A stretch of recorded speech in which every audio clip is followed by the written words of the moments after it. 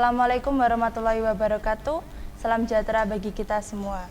Hai adik-adik, di sini bersama kakak Ulil Absarja sebagai pembawa acara dalam kegiatan MPLS Online SMA Negeri 3 Kediri. Dan sudah bersama kita narasumber Ibtu Mulat Mujoko selaku Kanit Binmas Polsek Pesantren. Beliau akan menyampaikan materi tentang berkembangnya radikalisme di Indonesia. Selamat datang Bapak di channel YouTube OSIS Maga. Selanjutnya kami persilahkan Bapak untuk menyampaikan materi. Terima kasih.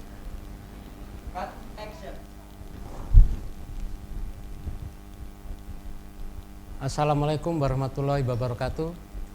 Saya Ibtu Mulat Mujoko, Kanit Binmas Polsek Pesantren, akan memberikan materi yaitu tentang berkembangnya radikalisme di Indonesia.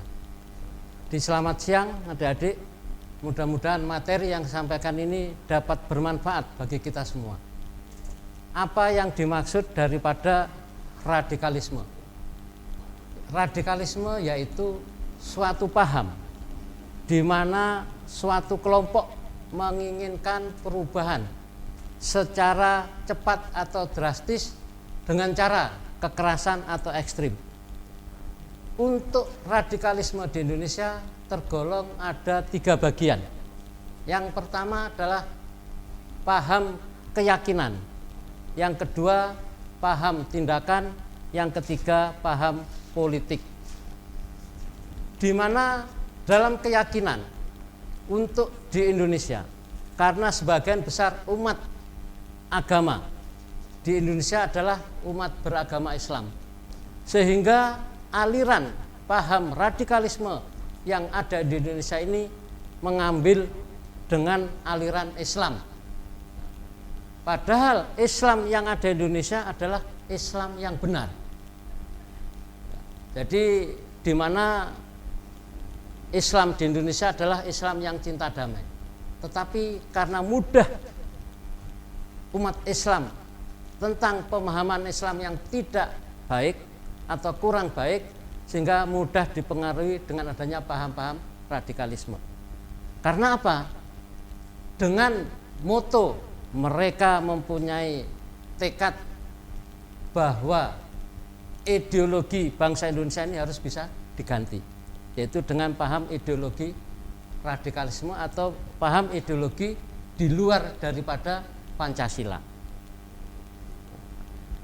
Dengan tekad mereka berusaha untuk merubah paham ideologi Pancasila ini dengan ideologi khilafah, sehingga kelompok radikalisme ini mengatasnamakan kelompok Islam. Tetapi umat Islam di Indonesia tidak menerima dengan begitu saja. Jadi mereka menolak keras dengan paham radikalisme itu. Karena apa? Radikalisme yang ada di Indonesia ini banyak menggunakan kekerasan untuk mencapai tujuan, sehingga perkembangan radikalisme yang ada di Indonesia ini banyak mendapat tantangan, khususnya dari umat Islam yang ada di Indonesia, sehingga mereka mendapat perlawanan dari beberapa elemen Islam yang ada di Indonesia. Itu yang pertama. Yang kedua yaitu tindakan, di mana mereka dalam melakukan tindakan yaitu dengan cara memaksa, dengan cara kekerasan untuk mencapai tujuan. Kemudian yang ketiga yaitu dengan paham politik. Jadi di kelompok-kelompok tertentu mengatasnamakan politik, ingin merubah juga ideologi negara yaitu Pancasila dengan ideologi yang lain. Sehingga perkembangan radikalisme yang ada di Indonesia tetap mendapat tantangan atau perlawanan dari kelompok-kelompok ormas Islam yang ada di Indonesia. Sehingga perkembangan radikalisme di Indonesia ini tidak dapat berkembang dengan pesat atau dengan baik. Nah, ciri-ciri daripada kelompok radikalisme ini ada 4. Yang pertama adalah intoleran, di mana mereka tidak dapat menghargai orang lain atau kelompok lain. Yang kedua yaitu fanatik. Fanatik di mana mereka menganggap bahwa kelompoknya adalah yang paling benar. Kelompok yang lain dianggap salah. Yang ketiga adalah eksklusif. Mereka memisahkan diri dari kelompok lain, tidak mau bergaul. Yang keempat adalah revolusioner, di mana mereka dalam melakukan kegiatan aksinya yaitu dengan kekerasan, dengan cara-cara ekstrim untuk mencapai tujuan. Sehingga kita sebagai bangsa Indonesia harus menentang perkembangan paham radikalisme yang ada di Indonesia, di mana yang patut kita waspadai adalah mereka mengaku sebagai umat Islam sehingga tidak menutup kemungkinan dia akan masuk ke kelompok-kelompok pengajian, kelompok-kelompok pemuda maupun kelompok-kelompok pelajar dengan menyerukan Islam adalah kelompok mereka yang paling benar.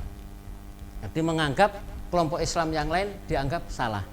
Ini yang patut kita waspadai adik-adik, di mana kelompok paham radikalisme ini adalah kelompok orang-orang yang tidak menginginkan keutuhan negara kesatuan Republik Indonesia dengan adanya ideologi Pancasila.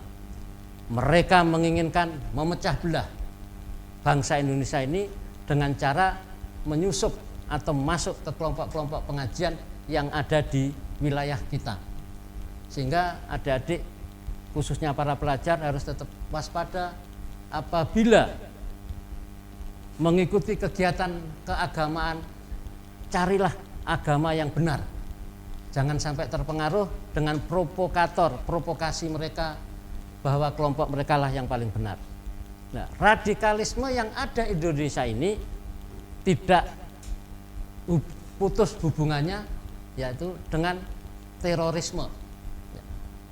Istilahnya dengan berkembangnya radikalisme ini dikaitkan dengan berkembangnya terorisme yang ada di Indonesia, di mana kelompok-kelompok terorisme ini yaitu kegiatannya adalah melakukan pengancaman, membuat teror terhadap kelompok-kelompok tertentu untuk supaya takut dengan cara kekerasan, dengan cara merusak fasilitas umum, fasilitas pemerintah yang ada di negara kita, sehingga dapat merugikan sarana prasarana fasilitas yang ada di negara kita, di negara kesatuan Republik Indonesia. Sehingga adik-adik pelajar harus berani menentang, bersatu melawan radikalisme dan terorisme yang ada di Indonesia. Dengan cara bagaimana? Yang pertama, adik-adik harus belajar dengan baik, memahami ilmu pengetahuan dengan baik, kemudian memahami agama Islam dengan baik, sehingga tidak mudah terpengaruh. Karena berkembangnya radikalisme dan terorisme yang ada di Indonesia ini, di negara kesatuan Republik Indonesia, negara yang kita cintai ini adalah dari sisi agama. Sehingga kalau pengetahuan agama kita masih minim, itu mudah terpengaruh dengan paham-paham radikalisme. Karena apa? Mereka mempunyai moto juga, adik-adik, bahwa apabila dapat membunuh orang lain, ini bisa masuk surga. Padahal di dalam Islam tidak diajarkan demikian. Karena di Islam yang ada di Indonesia adalah Islam yang cinta damai. Sehingga kita harus tetap waspada, tetap harus menjaga kesatuan dan persatuan sehingga terbentuklah negara kesatuan Republik Indonesia ini secara utuh. Yang kedua, kemudian kita harus mendukung kegiatan-kegiatan dari kelompok-kelompok ormas masyarakat yang anti dengan radikalisme. Ini harus kita dukung. Karena apa? Ormas Islam inilah sebagian besar yang dapat menghambat berkembangnya radikalisme yang ada di Indonesia. Jadi kami harapkan adik-adik di dalam belajar betul-betul belajar dengan baik, pemahaman terhadap agama Islam dapat paham dengan baik sehingga adik-adik tidak akan mudah terpengaruh dengan paham-paham radikalisme yang ingin memecah persatuan dan kesatuan sehingga keamanan dan ketertiban negara kesatuan Republik Indonesia ini akan terganggu. Jadi sekali lagi adik-adik yang perlu kami sampaikan, kami tekankan, adik-adik adalah sebagai generasi muda harus punya tekad, semangat yang tinggi untuk tetap bersatu menanggulangi berkembangnya paham radikalisme yang ada di Indonesia. Dengan jalan bagaimana? Yaitu menjaga kerukunan bersama. Ya.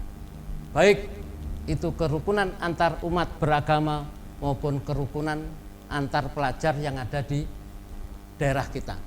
Itu yang sangat penting adik-adik.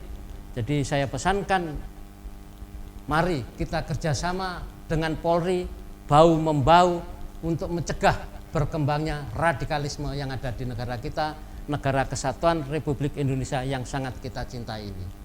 Karena apa? Adik-adik adalah sebagai generasi muda, generasi penerus yang akan memimpin negara ini menjadi negara kesatuan Republik Indonesia yang seutuhnya dengan ideologi Pancasila.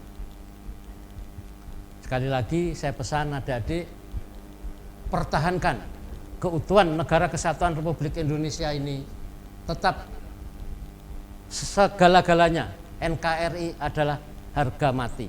Itu yang sangat penting sehingga adik-adik harus tetap memahami bahwa radikalisme yang ada di Indonesia ini adalah tidak benar.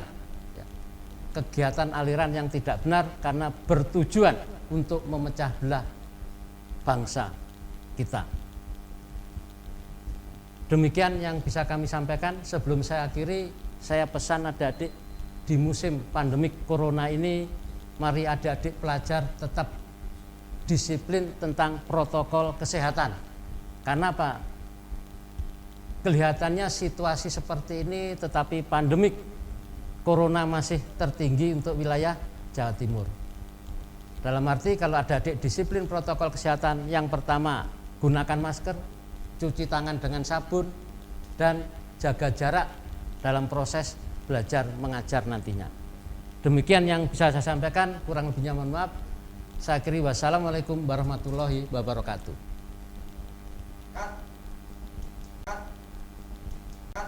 Demikian tadi pemaparan materi yang disampaikan Bapak Mulat. Semoga bermanfaat. Jangan lupa tetap jaga kesehatan. Stay tune terus di akun medsos Semaga. Like, subscribe, dan komen di channel YouTube OSIS Semaga. Dan jangan lupa nyalakan lonceng notifikasinya. Terima kasih. Wassalamualaikum warahmatullahi wabarakatuh.